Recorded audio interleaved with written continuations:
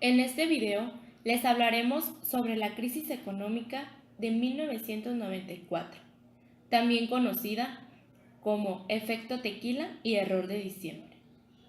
La recesión que ocasionó una devaluación del peso de más de 100%, la erosión de las reservas internacionales, la caída del Producto Interno Bruto de 6.2%, la quiebra de los bancos y miles de desempleos ocurrió a los pocos días de que el expresidente Carlos Salinas de Gortari dejara el poder y al inicio del sexenio de Ernesto Zedillo. Esta crisis económica afectó las finanzas del gobierno federal, a miles de empresas y millones de ciudadanos que se encontraban seriamente endeudados. La devaluación del peso conllevó a que el sistema bancario mexicano sufriera una crisis y el gobierno les permitiera que aumentaran la tasa de interés. Las empresas profesionales y los productores agrícolas que tenían préstamos bancarios con tarjetas de crédito se vieron afectados, pues su deuda aumentó de una manera considerable.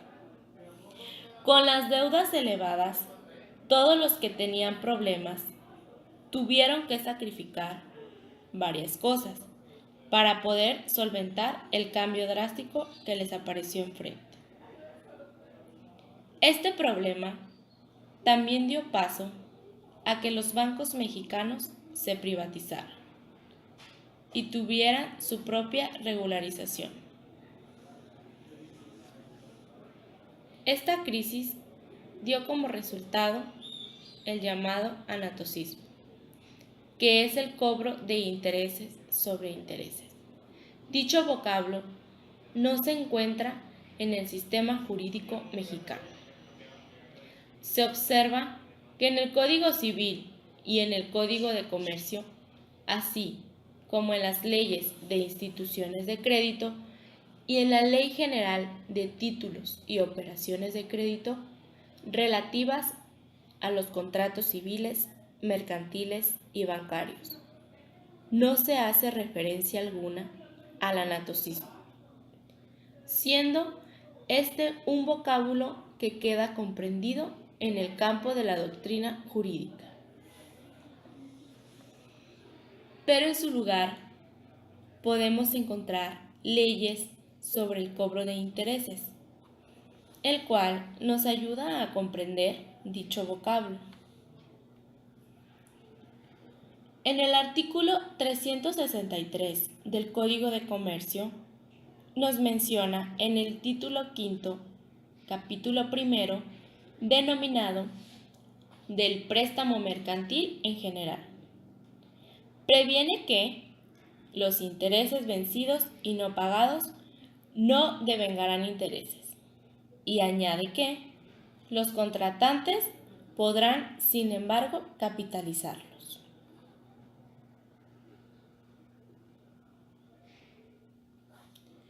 No solo disminuyó el peso, sino también aumentó el precio de los productos y servicios, provocando un mayor empobrecimiento de la población.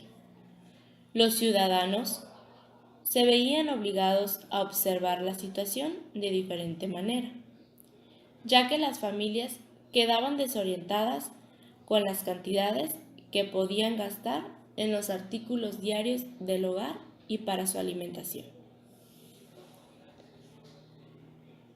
Nos damos cuenta de que esta situación no solo afectó a México, sino que además repercutió en otros países que tenían relación con este y su peso.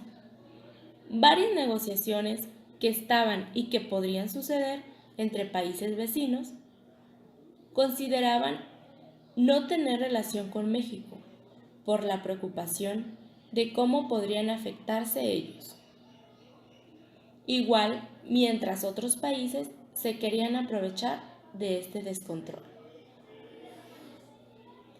Las principales consecuencias de la crisis fueron que el Producto Interno Bruto cayó en un 6% durante el año 1995. El déficit comercial de México hacia el exterior había llegado del año 1991 a 1994 a 50.860 millones de dólares. La deuda externa había elevado significativamente a la cantidad de 173.400 millones de dólares.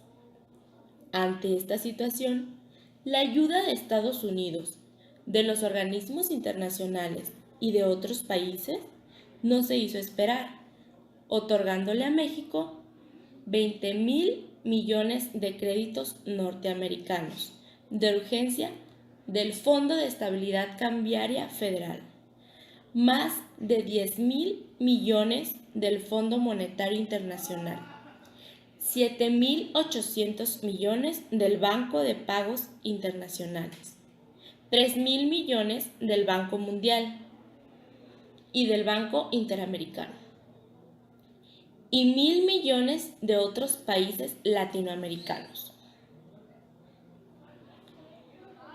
El gobierno mexicano obtuvo dos conclusiones principales de esta crisis. La primera es que no es recomendable depender tanto del capital extranjero. Se considera que la dependencia es excesiva cuando la inversión extranjera rebasa el 3% del Producto Interno Bruto. La segunda es que el déficit de la cuenta corriente debe ser financiado en su totalidad por la inversión extranjera directa. En una entrevista realizada al licenciado José Ángel Saldívar Ávila, nos da a conocer sus conocimientos respecto a la crisis de 1994. Comentando sobre la crisis del 94, que también se le conoce como el error de diciembre, y es del gobierno saliente de Carlos Salinas de Gortari, y le tocó defenderse o echarle la culpa a Ernesto Zedillo en el gobierno entrante. Esta crisis del 94, también conocida como el efecto tequila por nuestra bebida tan conocida, pues es más que nada que el gobierno de Salinas de Gortari, para cubrir y maquillar o salir con su buena función de los 6 años, pues se comprometió y hizo grandes obras, infraestructura, y obtuvo deudas internacionales perdón, con CETES o bonos en el extranjero, y se supone que todo el dinero circulante, y creo que en esa época se obtuvo un préstamo de 20.000 millones de dólares, que eso viene y colapsa la economía nacional, y se supone que todo el dinero que anda circulando, que tenemos que tener sus respaldado, y ya no, por eso se vino la devaluación. Esa crisis pues también es esa es una parte. El gobierno, el entrante, le echa la culpa a Salinas de Gortari porque él les dejó un desastre económico, y ellos deciden devaluar la moneda y contraer más deuda para salir adelante a los compromisos. Eso es hablando de la crisis del 94, y lo que hizo el gobierno, que no apoyó a los grandes empresarios, los grandes deudores. Por ejemplo, implementa el famoso Fobaproa. Y hablando de lo que comentaron del anatocismo, pues al adquirir deuda se viene una devaluación, y luego ya tienen que pagar intereses. Claro, intereses sobre intereses no, sino que saldos vencidos, porque supuestamente la ley no permite el anatocismo. se supone que es, ¿no? Está prohibido, pero se supone que no se pega la deuda, ese dinero se va incrementando y como todos repercute en la población. Y yo digo que aquí, pues los grandes empresarios y otra que detona esa crisis es que todos los grandes empresarios, los pudientes económicamente, se llevan su dinero al extranjero, ven que va a explotar esto y yo creo que tuvieron información privilegiada porque muchos se llevan ya sus finanzas, su dinero, se los lleva al extranjero. Entonces, que ya los bancos no quedan respaldados o ya empieza esa devaluación. Que repercutió en a uno como de la sociedad, pues hubo empresas grandes y pequeñas que no pudieron solventar sus créditos por los grandes intereses y aparte no es que les cobraran interés sobre interés, sino que se iban eh, aumentando. Ese es de las familias, pues pierden sus casas o sus autos y se ve que se dice que muchos debieron abandonar sus casas y autos porque ya fueron impagables. Y los que pudimos en ese tiempo que teníamos esos bienes, los dejamos de pagar para después ir a arreglar esa deuda, porque se hicieron, si debías 100,000, ya eran 200,000 o hasta más dinero, lo doble, y ya decías, no, pues nunca los voy a poder pagar. Entonces ya fue aminorando la crisis y ya se pudo solventar eso. De esto, aparte, lo que se dio la crisis, pues es contraer grandes cantidades de deuda, pero también son sucesos nacionales e internacionales, más bien nacionales, que se presentan en esa época. Por ejemplo, el homicidio de Ruiz Massieu,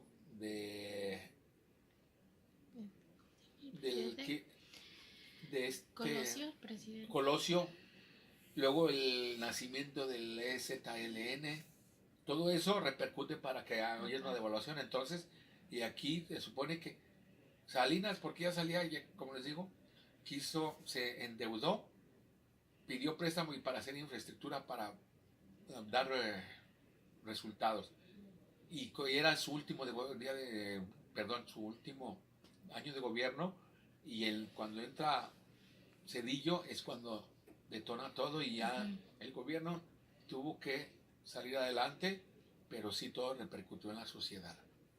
Para final, ¿cuál es? ¿Usted tuvo alguna experiencia pues yo les comento que a veces los que en esa época no tenemos grandes así de que a mí me afectó personalmente yo en esa época se adquirió un departamento, se estaba pagando normalmente, pero ya cuando detona esa crisis del 94 en lo que estamos comentando, pues ya me habían prestado, por ejemplo, 300, ya se vea 1,000,000, entonces ya se ve que eso va a ser impagable a 10 o 20 años, entonces dejamos de pagar. Quiere decir que no con la idea de perderlo o abandonar, porque muchas personas sí abandonaron sus casas y ya dije, no, ahí nos vemos, carros, los créditos, pero aquí lo que yo hice nomás, dejé de pagar, pero luego ya fui a conveniar para ya solventar eso. De las consecuencias, pues fuga de capitales, hubo incluso pérdida de vidas, porque sí hubo gente que aparte que dejaba, ya no pagaba y dejaba sus casas o no pagaba, pues se suicidaron. Y pues como siempre, baja credibilidad en el gobierno.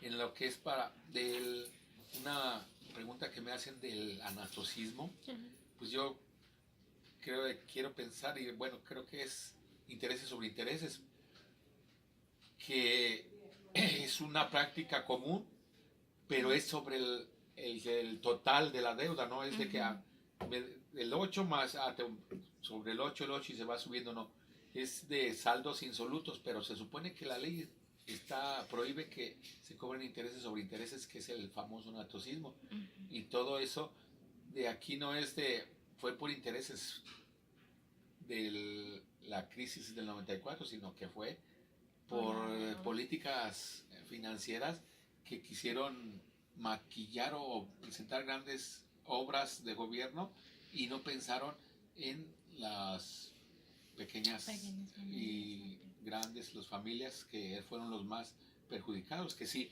claro, hubo empresarios que sí le apostaron a la inversión y hubo efectos muy colaterales muy difíciles de compensar inmediatamente, y otros sí, el gobierno salió en defensa del famoso Fobaproa, pero muy pocos, no los más regados.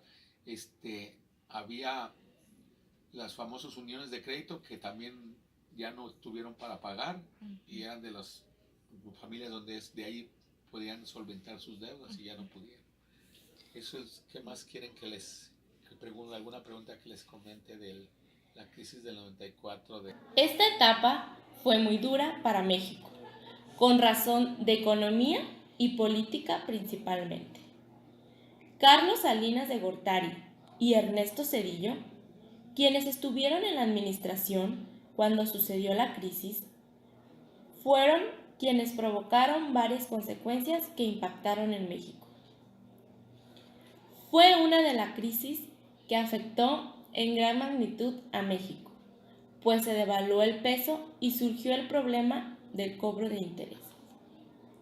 Esto dio inicio a que se tomara en cuenta la realización de una nueva ley, tanto en lo civil como en lo mercantil, para que así las instituciones bancarias estuvieran reguladas en su trabajo en la forma de regular las actividades de préstamo.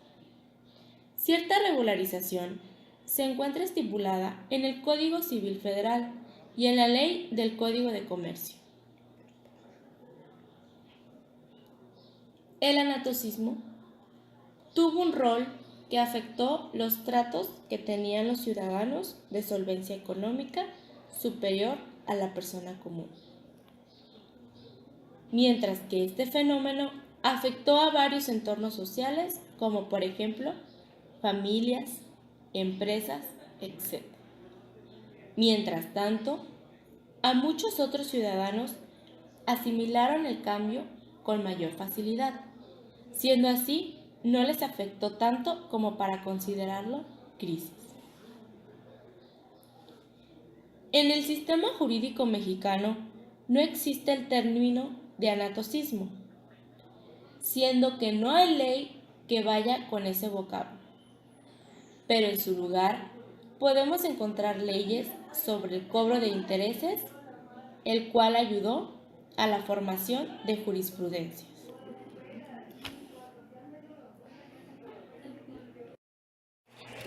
En virtud de tal jurisprudencia, por contradicción de tesis, en México se permite la práctica del anatocismo, fundada en el artículo 363 del Código de Comercio y en el artículo 2397 del Código Civil Federal. De esta manera, la Suprema Corte de Justicia de la Nación definió, entre otras cosas, la capitalización de intereses, pactada a través de la apertura del crédito adicional, ya fuera en el mismo contrato de crédito o en otro instrumento. No encubría el establecimiento ilícito de intereses sobre intereses. Con dicha resolución, la Corte definió uno de los temas de la agenda económica más importante de ese tiempo, pues estaban en juego, por un lado, el malestar social derivado del fuerte incremento en las carteras vencidas de los bancos y el incremento en el número de deudores que no podían hacer frente a las deudas contraídas, y por otro lado, la posible afectación al sistema bancario, con el consecuente impacto a la economía del país.